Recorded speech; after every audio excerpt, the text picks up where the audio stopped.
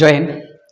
আগের দিন বা আগের ক্লাসে আমরা ভূগোলের গ্রহরূপে পৃথিবীর রূপ দেখেছিলাম। তারপরে নেক্সট ক্লাসে বলেছিলাম যে আমরা যে অতীতকালে প্রাপ্ত পৃথিবীর আকার সম্বন্ধীয় প্রমাণসমূহ কিছু তথ্য কে কে দিয়েছে, কিভাবে পৃথিবী গোল তা প্রমাণ করেছে আমরা একটু আলোচনা করব। তাহলে আমরা 1.2 কি আছে 1.2-এ পৃথিবীতে প্রায় এখানটায় মোট 8টি আমি তথ্য মানে 8টি সিদ্ধান্ত আমি নিয়েছি। এটা যেটা টেক্সট বই অনুযায়ী ক্লাস 9-এর টেক্সট বই অনুযায়ী যেটা আছে সেটাই আমি টেক্সট বই ছাড়া বাইরের কিছু বলবো না, বা আমার নিজের মত প্রকাশও সেরকম করবো না, আমি টেক্সট বইটাই পড়ানোর চেষ্টা করব। তাহলে যেমন প্রথমে বলছে যে এখানটায় 1 নম্বরে বলছে পৃথিবীর গোলাকার ছায়াতত্ত্ব। পৃথিবীর গোলাকার ছায়াতত্ত্ব প্রমাণ করে যে পৃথিবী যখন চন্দ্রগ্রহর সময় যখন পৃথিবীর ছায়া আসে, এটা ধরো একটা চন্দ্র, এখানে একটা পৃথিবী ছায়া যখন যায়, যখনই ঢাকা পড়ে তখনই আমরা দেখতে পাই যে চন্দ্রগ্রহণের সময় ছায়া পড়ছে একটু গোলাকারভাবে। কিভাবে? একটু গোলাকারভাবে, এরকমভাবে ছায়া পড়ছে গোলাকারভাবে। এবং সেই নিয়ে কিছু সিদ্ধান্তবিদরা সিদ্ধান্ত করে যে পৃথিবী গোল। তাহলে প্রথম একটি তত্ত্ব কমপ্লিট হলো যে পৃথিবী গোল ছায়াতত্ত্ব যখন সূর্য আর বা পৃথিবী চাঁদের যখনই চন্দ্রগ্রহণ হয়, পৃথিবী এবং চাঁদের মাঝখানটায় যখন ছায়া পড়ে, ছায়াটা গোলীয় ভাবের এরকমভাবে ছায়া পড়ে, তার জন্য পৃথিবীকে গোল সিদ্ধান্ত নেওয়া হয়েছে। প্রথমটা কমপ্লিট হলো। দ্বিতীয় কি বলছে যে সূর্যোদয় এবং সূর্য স্তর। সূর্যোদয় আর সূর্য স্তরের মধ্যে একটা মতভেদ আছে। যেমন পৃথিবীতে যখন পৃথিবী সৃষ্টি মানে কিছু যখন লেখাপড়া কিছু জানতো না, মানুষের মনে চিন্তা ভাবনা মানে পৃথিবীর ব্যাপারে আসেনি, তখন কিন্তু পৃথিবী এরকম চ্যাপ্টা মনে করতো। কি চ্যাপ্টা মনে করতো যে একবারে সূর্য আসছে, একবারে সূর্য ডুবে যাচ্ছে। কিন্তু মনে করতো যে কেউ যদি কোনোদিন যদি এই ধারে চলে যায়, যদি সে চলে যাবে আর কোনোদিন ফিরে আসবে না।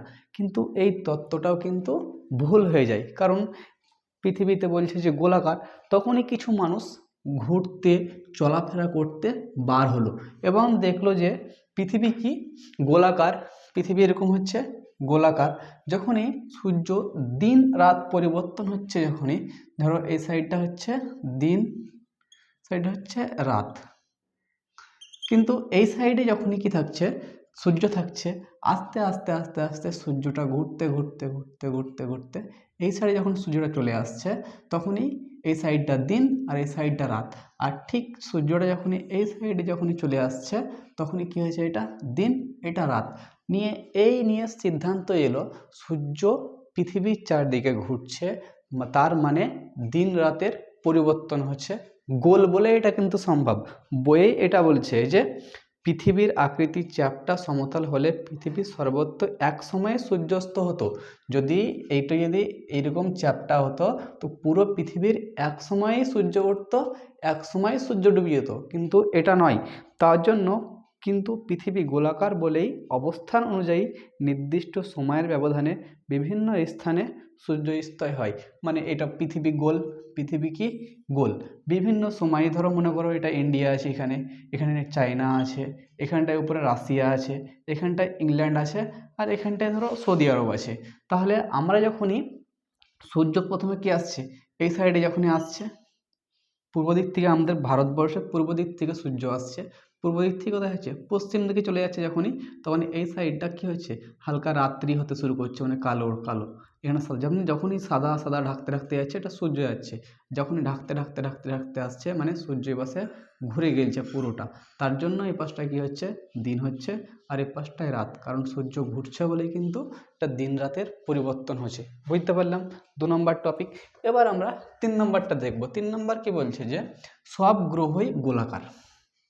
তারপরে কিন্তু কিছু মানুষ পড়ালেখা করার পর দেখলো যে মানে দূরবীন আবিষ্কার করলো। দূরবীন আবিষ্কার করার পর যে সমস্ত গ্রহ আছে, উপগ্রহ আছে, বুধ শুক্র বৃহস্পতি শনি, মানে এগুলোকে দেখলো। ধরো এগুলো একটু বুধ, এটা হলো শুক্র, এটা হলো পৃথিবী, মঙ্গল, এগুলো একটা গ্রহ। এই গ্রহগুলো দেখে যে মাঝখানটায় পৃথিবী, এটা পৃথিবী, এই গ্রহগুলো গোল, হালকা গোলাকার, তার জন্য সবাই সিদ্ধান্ত এলো যে পৃথিবীও গোলাকার হতে পারে, পৃথিবীও গোলাকার হতে পারে, সিদ্ধান্ত হলো। তাহলে সব গ্রহই গোল, এটাও কমপ্লিট হলো, বুঝতে পারলাম যে সব গ্রহই গোল। তারপরে 4 নম্বর টপিকে বলছে যে গোলাকার সমুদ্র পৃষ্ঠে। গোলাকার সমুদ্র পৃষ্ঠে মানে কি, যখন কিছু কিছু মানে ব্যক্তি মানে এরা হচ্ছে কি মানে চিন্তা মানে সারাদিন চিন্তা করতো যে কোনো কিছু আমরা একটা প্রমাণ করব, কোনো কিছু একটা আমরা তৈরি করব, এরকমভাবে তার মনোভাব থাকতো। যে তার জন্য কি করছে যে গোলাকার সমুদ্র পৃষ্ঠে ওরা দেখছে যে একটা গোলাকার সমুদ্র পৃষ্ঠে, এটা একটা সমুদ্র পৃষ্ঠ, ধর এটা পৃথিবী মনে করো, এটা পৃথিবী। এখানটায় ওরা দেখছে কি যে আমরা সমুদ্র পৃষ্ঠে মানে যদি এখানটায় যদি একটা জাহাজ নৌকা, এখানটা একটা নৌকা, ধরো 3টে নৌকা সমুদ্রতে চলছে, 3টে নৌকা সমুদ্রতে চলছে, যদি দূর থেকে যদি দেখছে যদি সমুদ্রটা মানে জাহাজগুলোকে, তখন দেখছে যে আস্তে আস্তে আস্তে এই জাহাজগুলো যেটা নিচে আছে, যেটা 1 নম্বরে যেটা আছে সেটাই নিচে একটু আছে, 2 নম্বরে যেটা আছে সেটা একটু উপরে আছে, 3 নম্বরে যেটা আছে একটু নিচে আছে।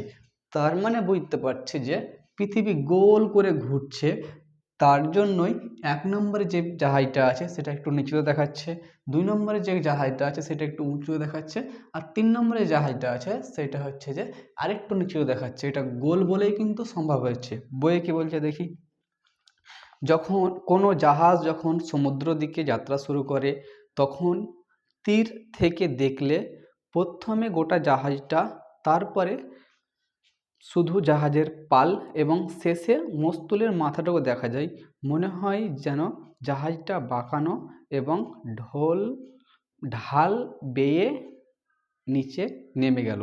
পৃথিবী গোলাকার বলে এরকম। তাহলে যেমন ধরো মনে করো এখানটা একটা ঝান্ডা, আমি পুতলাম একটা, এখানটা একটা ঝান্ডা, এখানটা একটা ঝান্ডা, এটা প্রথমে পুরোটা দেখা যাচ্ছিল, মাঝখানটা একটু বেশি দেখা যাচ্ছে, আস্তে আস্তে আস্তে আস্তে যখন এই নিচে নেমে যাবে যখনই শুধু খালি ঝান্ডাটাই দেখতে পাওয়া যাবে, কি শুধু ঝান্ডাটাই। এর মানে আমরা সিদ্ধান্ত এলাম যে পৃথিবী পুরোটাই গোল, এটা বুঝতে পারলাম, সিদ্ধান্ত আসা গেল। তারপরে হচ্ছে যে কি বলছে দিগান্তর রেখা, তারপরে দিগান্তর রেখা। দিগান্তর রেখা মানে কি, ধরো মনে করো এটা একটা পৃথিবী, এটা একটা পৃথিবী, বইয়ে কি বলছে দেখি, সমুদ্র কিংবা বিশাল প্রান্তের ধারে যদি দূরে তাকালে মনে হয় যে জলরাশি এবং ভূমি একাংশ আকাশ যেন বৃত্তরেখায়, ঠিক আছে। এটা যদি আমি এটা ধর মনে করো পৃথিবী, এখানটা যদি কোনো কাছ থেকে বা দূর থেকে দেখে, মানে যদি তোমরা কোনোদিন সমুদ্রের ধারে যদি যাও, তখন যদি দূর থেকে যদি দেখো, এখানটায় যদি দেখো, যদি এখানটায় যদি দেখো, তখন মনে হবে যে সমুদ্রর যে আকাশটা আছে এখানটায় জলে ঠেকে গেছে। কি হচ্ছে, জলে ঠেকে গেছে। এর কারণ আছে, কিসের জন্য ঠেকছে, কারণ উপরেও কি আমাদের নীল দেখাচ্ছে, আর সমুদ্রর জলও কিন্তু নীল, নীলে নীলে কি হয়ে যাচ্ছে, মনে হচ্ছে যে সমুদ্রের সঙ্গে আকাশ একবারে ঠেকে যাচ্ছে। তারপরে কি বলছে যে বা মিশে যাচ্ছে, এইটাকে বলছে দিগান্তর রেখা। যত উপর থেকে দেখা যায় দিগান্তর রেখা তত পরিধি তত বাড়ে। আমি যদি মনে করি যদি এটা ধরো যত উপর থেকে দেখব, এটাকে যত উপর থেকে দেখব আমি তত পরিধি আমি দেখতে পাবো। যেমন ধরো আমি এটাকে যত উপর থেকে দেখছি, ধরো এই পেনটাকে আমি তত নিচে পর্যন্ত দেখতে পাচ্ছি। এটাকে আমি সাইড থেকে যদি দেখি আমি, তো পুরোটা দেখতে পাবো না। পুরোটা কি দেখতে পাবো, পুরোটা আমি দেখতে পাবো না। ঠিক সেটাই বলছে, যত আমি উপর থেকে দেখব আমি তত আমি বেশি করে পৃথিবীর যে কোনো স্থান দেখতে পাবো। তারপরে কি বলছে, দেখা যাবে বিমান থেকে দেখলে তা আরও অনেক বেড়ে যাবে। ধরো আকাশে, পৃথিবী থেকে উপরে আকাশে বিমান উঠছে, এই সময় যদি আমি পৃথিবী দেখি তখন মনে হয় যে অনেক বড় আমাকে মনে হচ্ছে পৃথিবী, অনেককে বড় মনে হচ্ছে পৃথিবী। আর মনে হওয়ার কারণ কি, আমি পৃথিবী থেকে উপর থেকে দেখছি, যেমন আমরা ছাদের উপর থেকে কোনো কিছু দেখি না, তখন মনে হয় যে আমরা অনেক কিছু দেখতে পাচ্ছি। ওই জিনিসই আমরা নিচু থেকে দেখবো, তো সামনাসামনি সোজা যেদিকে তাকাবো সেটা দেখতে পাবো। বুঝতে পারলাম। তারপরে কি বলছে যে এবার নেক্সট পয়েন্ট চলে আসি, এবার হচ্ছে যে দিগান্তর রেখা বুঝতে পারলাম। এরপরে হচ্ছে যে বোর্ড ফোর্থ লেভেলের পরীক্ষা। কি পণ্ডিত কি পরীক্ষা করেছে দেখি। যেটা পরীক্ষা করেছে সেটার মেন উদ্দেশ্য হচ্ছে যে বিজ্ঞানী আলফ্রেড রাসেল ওয়েলসন ইংল্যান্ডের বোর্ডফোর্ড খালের উপর 1870 সালে একটি পরীক্ষা করেন। কত খ্রিস্টাব্দে? 1870 খ্রিস্টাব্দে একটি পরীক্ষা করেন। কি পরীক্ষা করেন? তিনি 1 কিলোমিটার অন্তর অন্তর 3টি লাঠি ঢুকে, তিনি 1 কিলোমিটার ধরে একটা লাঠি, এটা একটা লাঠি, তারপরে এটা একটা লাঠি, এটা একটা লাঠি, 3টে লাঠি কিন্তু কি করলে? পুঁতলে। তারপরে বলছে যে এবং লাঠি তিনটি লাঠি একই সরলরেখায় জলে সমান উচ্চতায় রাখা হলো। ধরো এখানটায় 3টি একই সরলরেখায় জলের উচ্চতায় রাখা হলো, জলের উচ্চতায় রাখা হলো একই। তারপরে বলছে যে লাঠি 3টি দূরবীন দিয়ে পর্যবেক্ষণ করেন যে মাঝখানে লাঠিটি অন্য লাঠির তুলনায় একটু সামান্য উঁচু হয়ে আছে। তো এখানটায় কি বোঝাচ্ছে? যে এটা পৃথিবী হয়ে গেল, পৃথিবী হয়ে গেল। পৃথিবী হয়ে যাওয়ার কারণে 3টে লাঠির আমি সমানই করেছি। আমি 3টে লাঠি কিন্তু আমি কী করেছি? সমানভাবে আমি রেখেছি পৃথিবীর উপরে। তার মধ্যে যেখানটায় মাঝখানটায় যে লাঠিটা আছে সেটা কি দেখাচ্ছে? বলছে যে একটু বেশি উঁচু। কারণ উঁচু কিসের জন্য? যে এই গোলটা যেখানটা আছে আমি এটা কেটে দিলাম, এটা আমি কি কেটে দিলাম, তাহলে সমান চলে এলো, এটা সমান হয়ে গেল, কেটে দিলাম। কারণ এখানটায় যেটা আছে প্রথমে 1 নম্বরটা, 2 নম্বরটা, 3 নম্বরটা, এই যখন দূর থেকে এরকমভাবে দেখছে, দূর থেকে এরকমভাবে দেখছে, এরকম যখন দেখছে তখন দেখাচ্ছে যে প্রথমে এই পাশ 1 নম্বরটা একটু নিচে নেমে আছে, 2 নম্বরটা একটু উপরে, তারপরে এই পাশে যে 1 নম্বরটা হচ্ছে একটু নিচে নেমে আছে। এই নেমে থাকার কারণ হচ্ছে যে পৃথিবী গোল। পৃথিবী কি গোল হওয়ার কারণে এটা 1 নম্বরটা বা মাঝখানে 2 নম্বরটা আছে সেটা বেশি উঁচু দেখাচ্ছে। সেটাই বলছে যে পরীক্ষা করে কিন্তু এটা প্রমাণ করলো কে? Alfred Russel ওয়েলসন। তারপরে নেক্সট একটা টপিক আছে। নেক্সট টপিক কি আছে? যে এরপরে যে ধ্রুবতারা। ধ্রুবতারা কি আছে? যে ধ্রুবতারা এবং হ্যাডলির অ্যাক্টন নক্ষত্রর পরীক্ষা। ধ্রুবতারা কি? ধ্রুবতারা তাহলে প্রথমে পড়ে নিই একটু। কি বলছে? উত্তর গোলার্ধে ধ্রুবতারাকে নিরক্ষরেখায় দেখা যায় 0 ডিগ্রি কোণে। তাহলে এটা হচ্ছে যে এটা হচ্ছে উত্তর দিক, এটা হচ্ছে দক্ষিণ দিক, মাঝখানটা হচ্ছে বিষুবৎ রেখা, বা আমরা এটাকে 0 ডিগ্রি বলতে পারি। তাহলে উত্তর দিকে কি বলছে? যে সেখান থেকে যতই উত্তরে যাবে ধ্রুবতারা তত স্থান, এখানটা হচ্ছে উত্তর দিক, যত উত্তর দিকে যাব ধ্রুবতারাকে আমরা তত পরিষ্কারভাবে আমরা দেখতে পাবো। এবং উত্তর মেরুতে তাকে 90 ডিগ্রিতে দেখা যাবে। তাহলে উত্তর মেরুতে কোথায় দেখা যাবে? প্রায় 90 ডিগ্রি, মানে সমান এখানটায় 90 ডিগ্রিতে আমরা উত্তর মেরুতে আমরা ধ্রুবতারাকে দেখে নেব। এবং ঠিক মাথার উপরে ধ্রুবতারা দক্ষিণ গোলার্ধ থেকে কিন্তু দেখা যায় না। এই যে আমি যদি মনে করি ধ্রুবতারাকে এই দক্ষিণ গোলার্ধ থেকে আমি কিন্তু দেখব, কিন্তু দেখা যাবে না, দেখা যাবে না। তারপরে কি বলছে? যে তবে হ্যাডলির অক্টেন নক্ষত্রতে দক্ষিণ মেরু থেকে 90 ডিগ্রি কোণে দেখা যেতে পারে।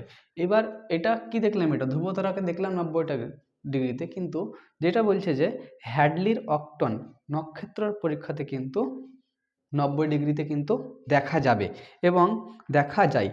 উত্তর গোলার্ধে অবস্থিত কোনো স্থানে অক্ষাংশ যেমন সেখান থেকে ধ্রুবতারাকে উন্নতির সমান, ঠিক তেমনি দক্ষিণ গোলার্ধের কোনো স্থানের অক্ষাংশ সেখান থেকে হ্যাডলির অক্টন সমান।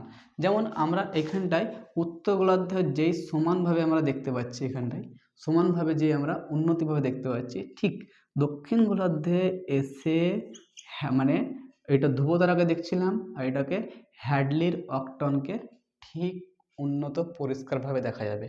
বুঝতে পারলাম? সেটাই বলতে চাইছে। এবং পৃথিবী সমতল হলে পরে ধ্রুবতারাকে উত্তর গোলার্ধে এবং হ্যাডলির অক্টনকে দক্ষিণ গোলার্ধের একই উন্নতি কোণে দেখা যেত। যদি পৃথিবী সমান যদি হতো, যদি ও বলতে চাইছে পৃথিবী যদি সমান হতো তাহলে এটা আমি এক জায়গা থেকেই আমরা ধ্রুবতারাকে দেখে নিতাম বা এক জায়গা থেকে হ্যাডলির অক্টান থেকে দেখে নিতাম। তার মানে এই সাইড থেকে দেখছি আমরা কি উত্তর গোলার্ধে, দক্ষিণ গোলার্ধে। উত্তর গোলার্ধে দেখতে পাচ্ছি আমরা ধ্রুবতারাকে, আর দক্ষিণ গোলার্ধে আমরা দেখতে পাচ্ছি যে হ্যাডলির অক্টানকে। পুরো করে বুঝতে পারি যে পৃথিবী গোলাকার। এরপরেও কিছু ব্যক্তি আছে যে এতেও আর মন ভরেনি। কি হয়েছে? মন ভরেনি। কি বলেছে যে আমরা পুরো পৃথিবী ঘুরবো। কি? পুরো পৃথিবী ঘুরবো। পুরো পৃথিবী ঘুরতে গেলে তো আমরা একদিনে ঘুরতে পারবো না। একদিনে ঘুরতে পারবো? একদিনে কেউ ঘুরতে পারবে না। একদিনে কেউ রামপুরহাট থেকে বা কেউ কলকাতা থেকে ঘুরে আসতে পারে না। তো আমাদের পুরো পৃথিবী ঘুরতে গেলে কতদিন সময় লাগবে তোমার মনে হয়? তো সেরকমই হচ্ছে পর্যটন। এক পর্যটন ওর নাম হচ্ছে যে ম্যাগলেন। কি নাম? ম্যাগলেন। ম্যাগলেন। আমি নাম লিখবো না। কি নাম হচ্ছে যে পর্তুগিজ হচ্ছে ফার্দিনান্দ ম্যাগনেল। ফার্দিনান্দ ম্যাগনেল। প্রায় 1519 খ্রিস্টাব্দে 1519 খ্রিস্টাব্দে 10ই আগস্ট 10ই আগস্ট কিন্তু পুরো পৃথিবী ভ্রমণে ঘুরিয়ে বেরিয়ে যায়। কোন থেকে? স্পেন থেকে। স্পেন থেকে। এটা কি? স্পেন থেকে বেরিয়ে যায়। এই পুরো পৃথিবীকে পাক দিয়ে ঘুরে আসতে, পুরো পৃথিবীকে ধরো পাক দিয়ে ঘুরে আবার স্পেনে আসতে সময় লেগেছে 3 বছর। মানে 1519-এ গেছিল, 1522-এ 6 সেপ্টেম্বর কিন্তু ফেরত আসে। 6 সেপ্টেম্বর ফিরে আসে। তাও মোটামুটি সেপ্টেম্বরের মাসে কি, সেপ্টেম্বরের পরে কি আগস্ট, তাহলে প্রায় মোটামুটি প্রায় 3 বছর। কত? 3 বছর। 3 বছর ফার্দিনান্দ ম্যাগনেলের সময় লেগেছে পুরো পৃথিবীকে এক পাক ঘুরতে।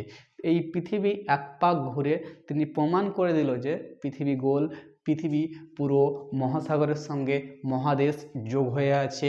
এক দেশের সঙ্গে অন্য দেশ যাতায়াত করতে গেলে পরে সমুদ্র জলযাত্রার পথ খুবই সুবিধাজনক, খুবই তাড়াতাড়ি যাওয়া আসা হবে, কোনো বাঁধ বিবাদ কোনো কিছু হবে না। এর জন্য মানুষ কি হয়, পরে পরে সমুদ্র যাত্রার জন্য সমুদ্র বন্দরগাহ তৈরি হতে শুরু করে এবং এক দেশের সঙ্গে অন্য দেশের ব্যবসা বাণিজ্য উন্নতি হয়। এরকমভাবে আস্তে আস্তে আস্তে উন্নতির পথে চলে আসে। তাহলে আমরা বুঝতে পারলাম যে পৃথিবী গোল, পৃথিবী গোলের কিছু কিছু প্রমাণ দিয়েছে।